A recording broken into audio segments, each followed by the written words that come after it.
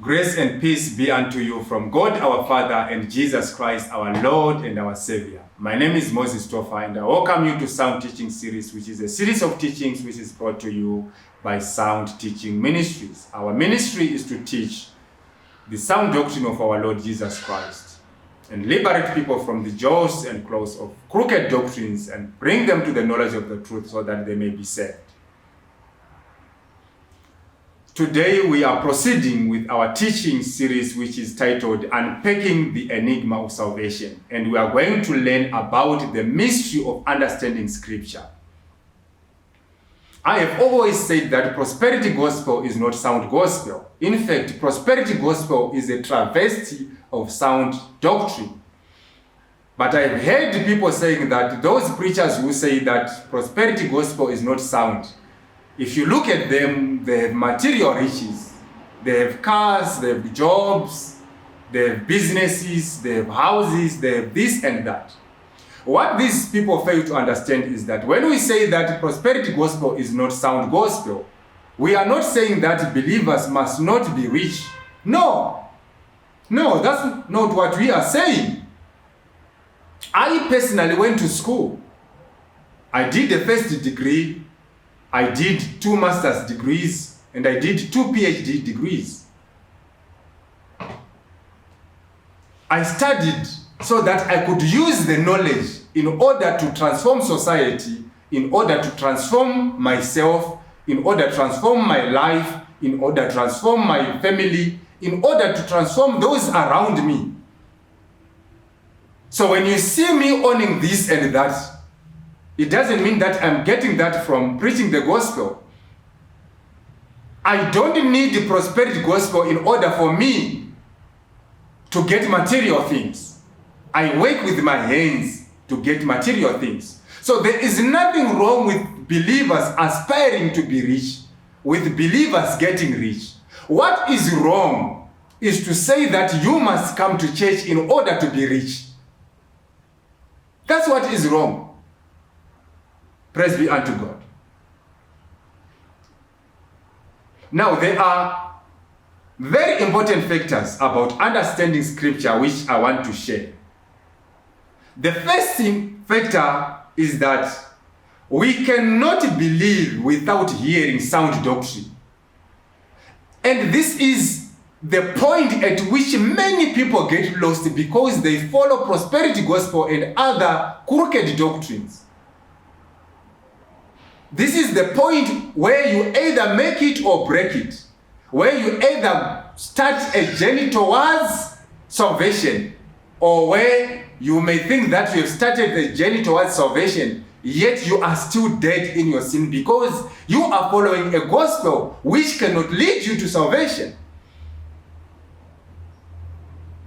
James chapter 1 verse 18 says that, of his own will beget he us with the word of truth. Do you see? We are beget with the word of truth, which means that the doctrine that you are going to hear is very important as far as salvation is concerned. If that doctrine is not the word of the truth, you cannot be born of God. That we should be a kind of first fruits of his creatures. The second factor is that we cannot receive the Holy Spirit without believing. So we cannot believe without sound doctrine, and we cannot receive the Holy Spirit without believing. Ephesians chapter 1 verse 13 says that, in whom you also trusted, after that you heard the word of truth, the gospel of your salvation, in whom also after that you believed. You were sealed with that Holy Spirit of promise. After you believed, you were sealed with the Holy Spirit. The third factor is that we cannot understand Scripture without the Holy Spirit. We cannot use our carnal minds, our carnal knowledge to understand Scripture. It's not possible. Praise be unto God. 1 Corinthians chapter 2 verse 14. But the natural man is somebody who does not have the Spirit of God. The natural man is somebody who is not born of God. So the Bible here is saying that, but the natural man receiveth not the things of the Spirit of God, for they are foolishness unto him, neither can he know them, because they are spiritually discerned. The things of God are spiritually discerned. John chapter 14, verse 26. But the Comforter, which is the Holy Ghost, whom the Father will send in my name, he shall teach you all things and bring all things to your remembrance, whatsoever I have said unto you. John chapter 14, verse 16 to 18. And I will pray the Father, and he shall give you another Comforter. You know, when Jesus said another Comforter, you may think that he was talking about a Comforter who is different from him, but that is not the case. Let me proceed to read. That he may abide with you forever, even the Spirit of truth, whom the world cannot receive, because it seeth him not, neither knoweth him, but you know him, for he dwelleth with you. Look here, so when he said he dwelleth with you, Jesus was talking about himself because he was among the disciples. And shall be in you. I will not leave you comfortless. I will come to you. Look here, which means Jesus was saying, the Spirit dwelleth with you. The Comforter dwelleth with you, but shall be in you. So he was saying that I am among you, but I shall be in you. There's a difference between being among and being in. So when he says that I will not leave you comfortless, I will come to you, he's saying that I am going to the Father. After I have been glorified, then I will come to you in the manifestation of the Comforter, of the Holy Spirit. So Jesus is the Comforter, or the Comforter is the manifestation of Jesus. Praise be unto God. But the difference is that Jesus was among them. Now he was to be in them. So Jesus is not among us. Jesus is in us. Praise be unto God. Romans chapter 8, verse 14 to 16. For as many as are led by the Spirit of God, they are sons of God. For you have not received the spirit of bondage again to fear, but you have received the spirit of adoption. Do you see the spirit of adoption to sonship? Whereby we cry, Abba, Father. The Spirit itself beareth witness with our spirit that we are the children of God. Look here. Listen to me, believers.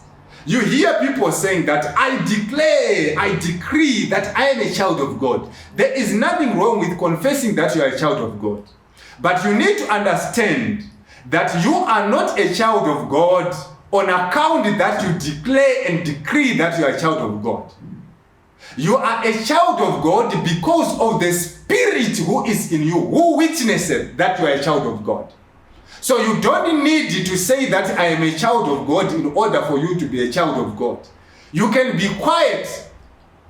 You cannot even say that I'm a child of God, but there is a spirit in you who testifies.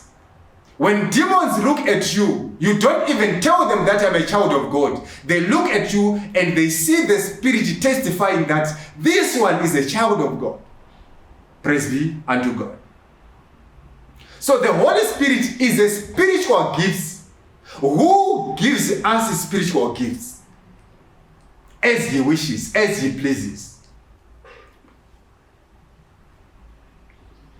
So when he is in you, he gives you the gifts of the Spirit as he wishes. And you use these gifts in order to edify the church of God. 1 Corinthians chapter 12, verse 8 to 11. For to one is given by the Spirit the word of wisdom, to another the word of knowledge by the same Spirit, to another faith by the same Spirit, to another the gifts of healing by the same Spirit, to another the working of miracles, to another prophecy, to another discerning of spirits, to another diverse kinds of tongues, to another interpretation of tongues, but all these worketh that one and the selfsame Spirit, dividing to every man severally as he will. Now, it is some of these gifts, such as the word of wisdom, such as the word of knowledge, such as the word of discerning spirits, which make you able, which equips you, which capacitates you, which gives you the capacity to understand scriptures. Praise be unto God. Praise be unto God. Someone may say that, but we can understand scriptures when preachers teach us scriptures. Let me tell you, without the Holy Spirit in you, even if somebody teaches you, you will not be able to understand scriptures. Praise be unto God. Praise be unto God. I will give an example in the Bible. When Jesus taught that, whoso eateth my flesh and drinketh my blood hath eternal life, and I will raise him up at the last day. The book of John chapter 6 verse 54. Then John chapter 6 verse 60 says that, many therefore of his disciples, when they heard this, said, this is an hard saying, who can hear it? You see, when Jesus said this, and when they heard this, they said, this is a hard saying. Who can hear such a saying? These were disciples. These were people who were following Jesus. But remember that it was Jesus, and it was that time when Jesus was still among, not in the disciples. These people could not understand what Jesus said, could not understand what Jesus taught. So I can teach you, but if you don't have the Spirit of God in you, you will not understand scripture. Because the things of God are spiritually discerned. Praise be unto God.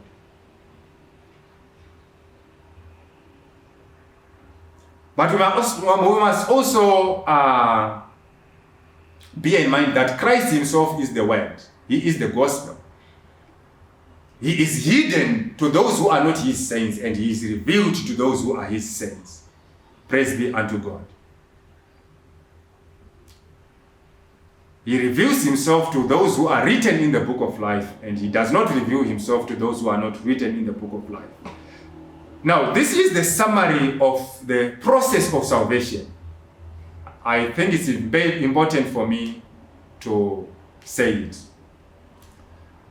The first, or the starting point, is that your name has to be written in the book of life before the world began.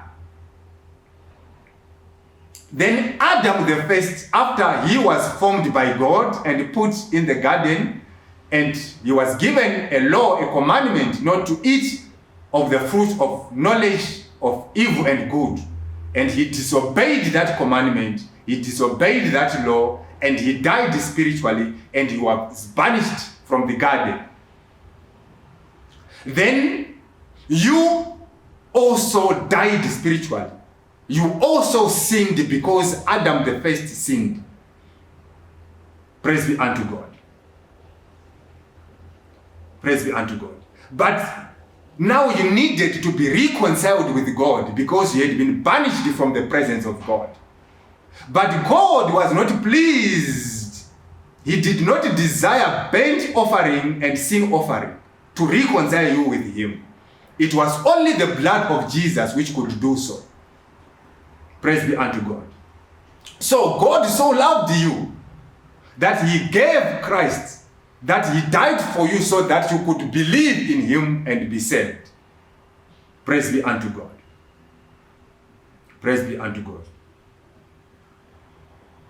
And then after that, God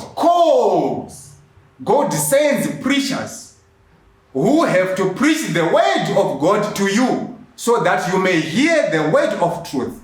After hearing the word of truth, you have to believe in Jesus Christ. You don't just believe and end there. You have now to confess your believing in him. You have to confess that, God loved the world, that he gave Jesus Christ, that he died for you, that God raised him from the dead, that you are a sinner, that Christ forgave you of your sins. So you need to confess this with your mouth. Praise be unto God. Praise be unto God. But look here. It is God who has to open your heart, just as you opened the heart of Lydia. You have no capacity to open your own heart and believe. So, I have said that after hearing the word of truth, you believe, you repent, you confess that Christ died for you. Christ was raised from the dead by God. He was glorified by God. Praise be unto God. Then, the next step is that you get baptized in water as a way of partaking, in the death of Christ, partaking in the suffering of Christ, and also of, receiving the remissions of sins. Praise be unto God. So you are baptized in the name of Christ. When you are baptized in that water, you are not baptized in the name of the Father, the Son, and the Holy Spirit. No, it's wrong. Only in the name of Christ. And you finally receive the baptism of the Holy Spirit. Praise be unto God. And then you get sealed with the Holy Spirit unto the day of redemption. Praise be unto God.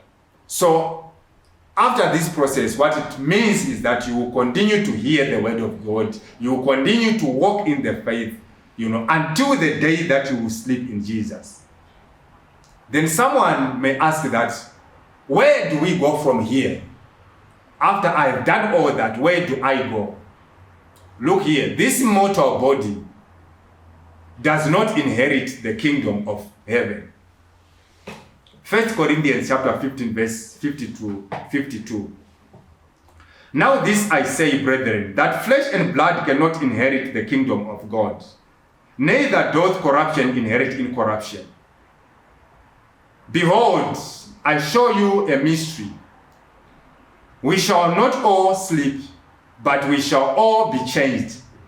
In a moment, in the twinkling of an eye, at the last trumpet, for the trumpet shall sound, and the dead shall be raised incorruptible, and we shall be changed. Do you see now? We shall be raised incorruptible. We shall be changed. This body cannot go to heaven. Philippians chapter 3, verse 20 to 21.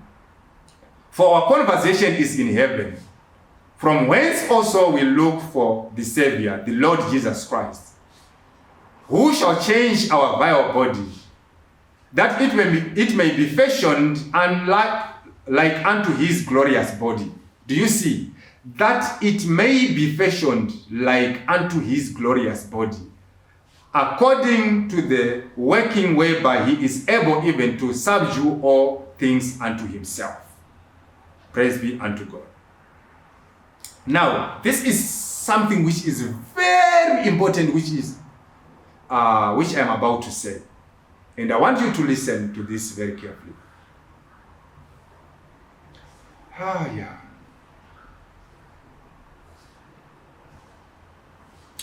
I'm sure that there are some believers who have met people who are not believers.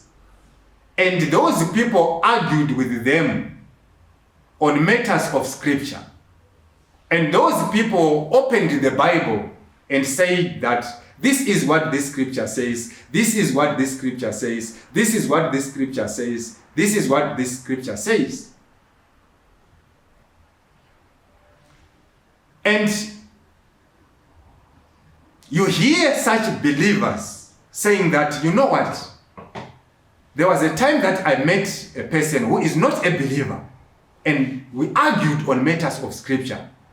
That person is not a believer, but that person has a sound, has a detailed understanding of scripture. That person opened one scripture after another scripture to support what he or she was saying. Praise be unto God. Praise be unto God. But from what I have taught, it is very clear that a non-believer cannot have a sound understanding of Scripture. A non-believer cannot understand Scripture. Why? Because the things of God are spiritually discerned. You have to discern them through the Holy Ghost, through the Holy Spirit. But you cannot receive the Holy Spirit without being a believer. And you cannot believe without having heard sound doctrine. So, when you meet somebody who is not a believer and that person argues with you on matters of Scripture, your starting point should be to say to that person, by what spirit do you understand Scriptures? Because Scriptures are discerned spiritually. The things of God are discerned spiritually. By what spirit are you understanding Scriptures? But you hear somebody saying, that person is a non-believer, but he has a detailed understanding of Scripture. If you argue with that person, that should be your starting point. Then if you start to argue about Scriptures, but at least that should be your starting point. Because it shows that you have an understanding of Scriptures, that a non-believer cannot understand Scripture because Scripture is spiritually discerned. Praise be unto God. Praise be unto God. Non-believers have no capacity to understand Scripture. I'll give an example in the Bible. The Bible talks about the story of an Ethiopian eunuch. He was reading the Bible. He was reading Scripture, but he was not understanding Scripture. This person was a worshiper, but he was not a believer. And when Philip came to him, he asked him, do you understand what you are reading? He said, no, I'm not understanding what I'm reading. Acts chapter 8, verse 30 to 31. And Philip ran thither to him and heard him read the prophet Isaiah and said, understandest thou that thou readest? And he said, how can I, except some men should guide me? And he desired Philip that he would come up and sit with him. Acts chapter 8, 35. Then Philip opened his mouth and began at the same scripture and preached unto him Jesus. And this man believed and he was baptized. There was no way he could understand Scripture because he was not a believer. Praise be unto God. Now, I have proved using Scripture that it is not possible to be a believer without having heard sound doctrine. That it is not possible to be baptized in the name of Jesus Christ without sound doctrine. That it is not possible to receive the baptism of the Holy Spirit without sound doctrine. And that is not possible to understand Scripture without the Holy Spirit. Now, prosperity gospel is not sound gospel. It is not the gospel by which we are saved. It is not the gospel which leads people to salvation. Which means that you cannot be a believer after hearing prosperity gospel. It's not possible. You cannot receive the Holy Spirit through prosperity gospel. It's not possible. What does it mean? Listen and listen carefully. It means that prosperity preachers and their followers are not believers.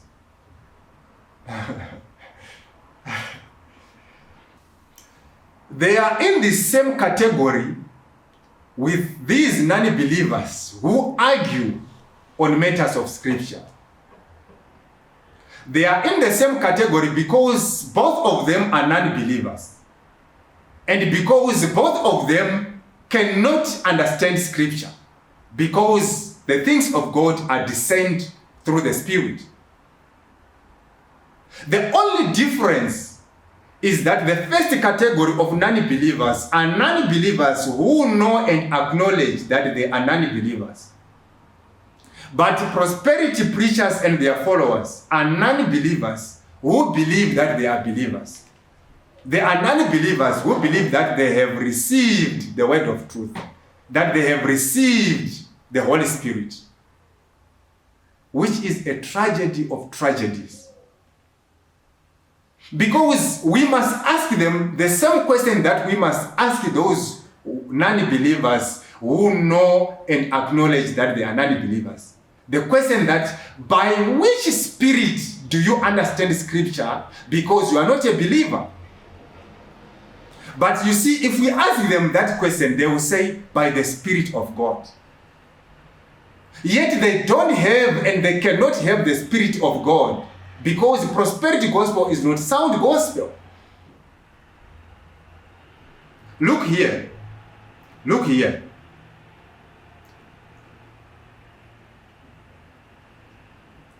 Second Chronicles chapter 18 verse 23. There was a contest.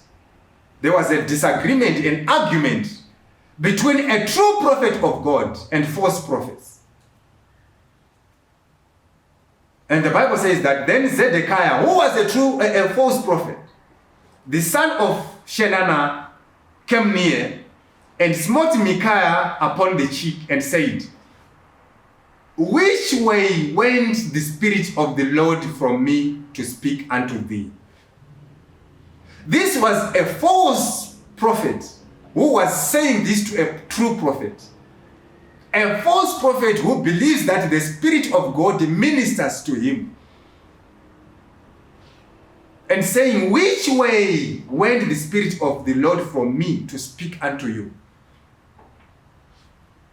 This is what prosperity preachers and their followers say.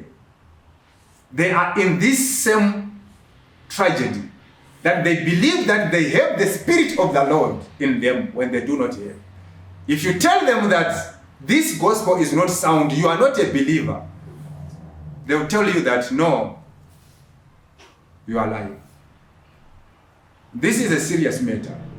We have people who believe that they are believers when they are not believers because the doctrine which they received is crooked. And one of those doctrines is prosperity gospel.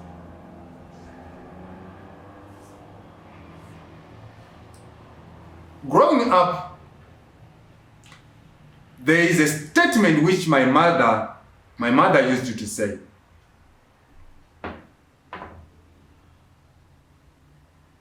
There was a statement which my mother used to say. And this is the statement. She used to say that if someone knows and knows that she knows, she is wise, follow her. If someone knows but knows not that she knows, she is a child, teach her.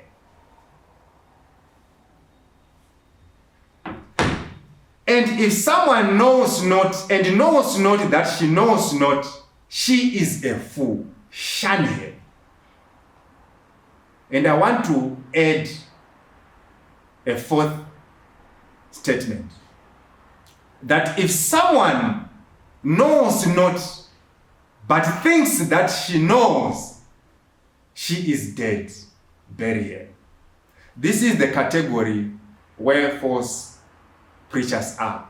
This is the category where prosperity preachers and their followers are. They are in the category where they do not know, but they think that they know, so they argue, believing that they are arguing from the point of knowledge when they do not know. So they are dead in sin.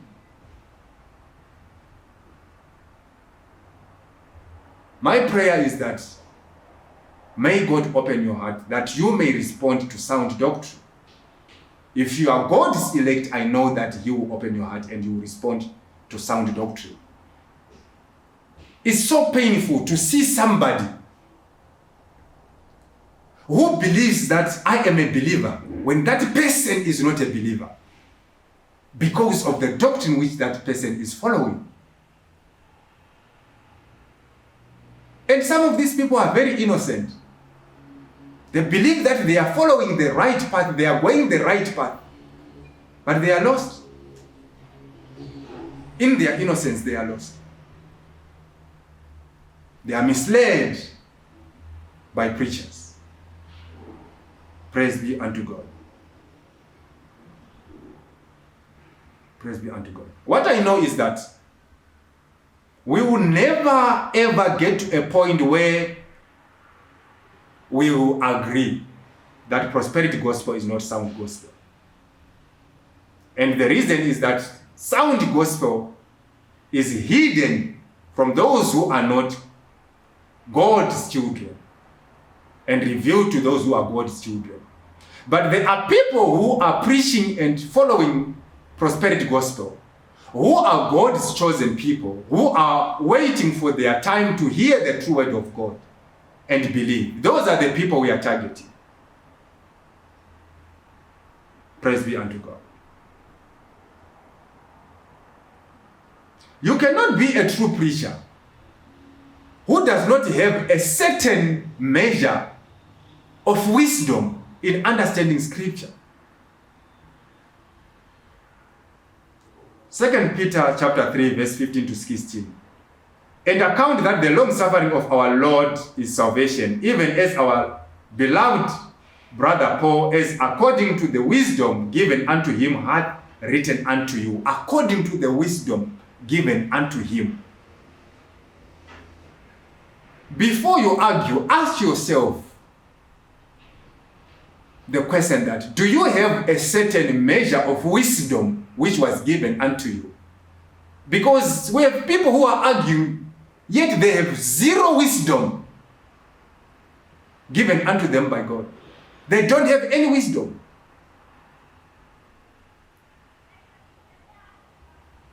Tithing is scriptural. Malachi chapter 3 verse 10 says that, bring in the whole tithe. Do you understand scripture? Don't be quick to argue.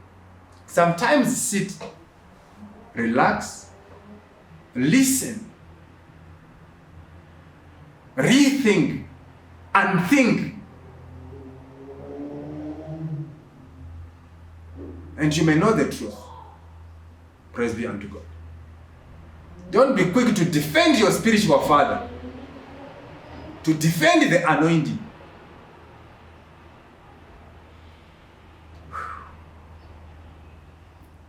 All right. All right.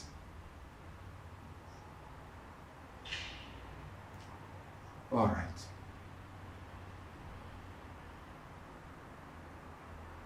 As I conclude, let me read from the book of 1 Corinthians chapter 3, verse 11 to 15.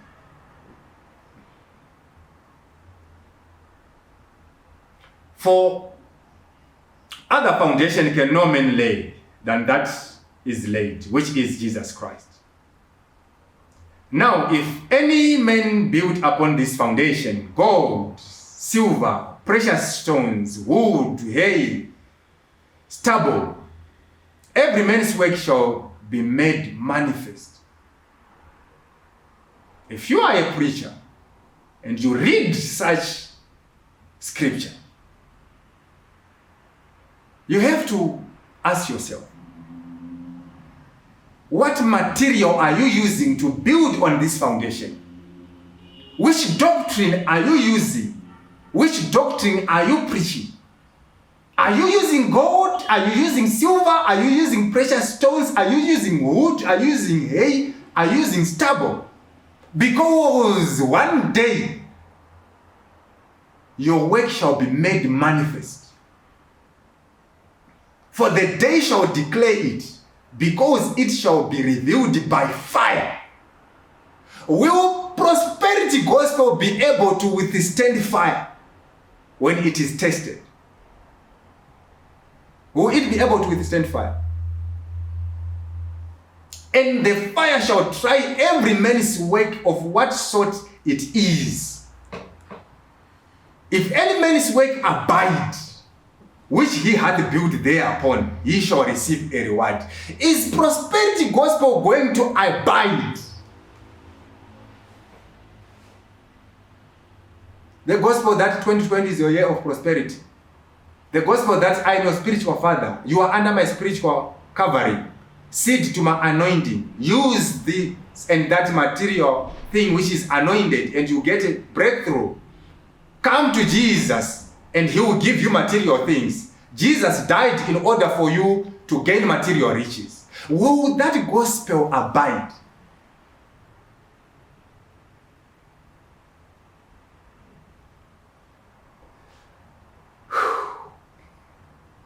Will people who followed that gospel, who are made of that gospel, who contain that gospel in them,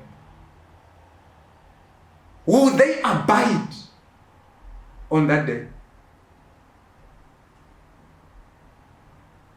I entreat you.